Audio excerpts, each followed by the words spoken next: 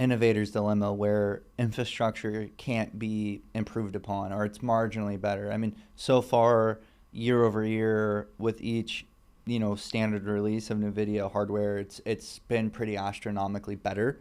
And I think with Recogni and other companies in our portfolio, Positron, Akash Systems, BBB, they're all taking extremely unique angles outside of the NVIDIA purview to innovate and provide a better inference experience in terms of cost, user experience, etc.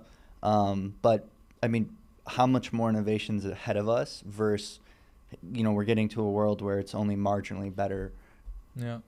I think there's still a lot of things we can do, we as humanity, to continue down this path of higher and higher density and more chips in one network and faster chips. I mean, first of all, the chip manufacturing companies around the world, and all of their suppliers, they're not doing all of this alone.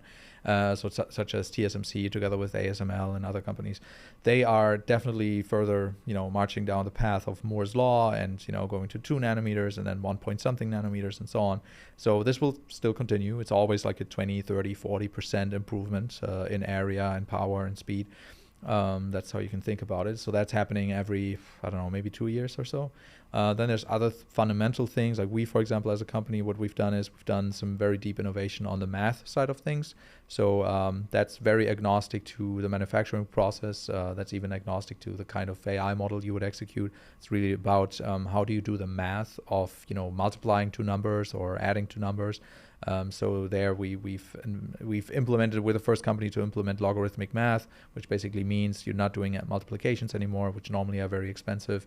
You're only doing, in a way, additions on the chip in the hardware.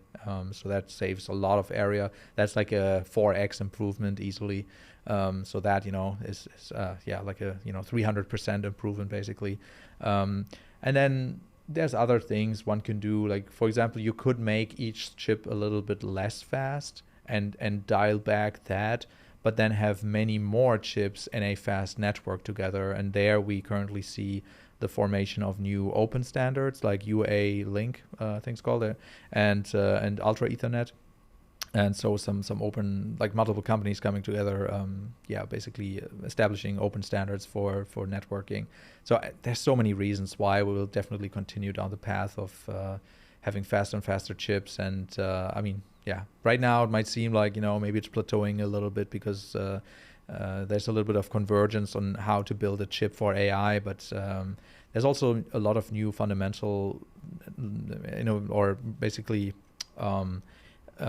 processes on the physical side, so analog computing or neuromorphic.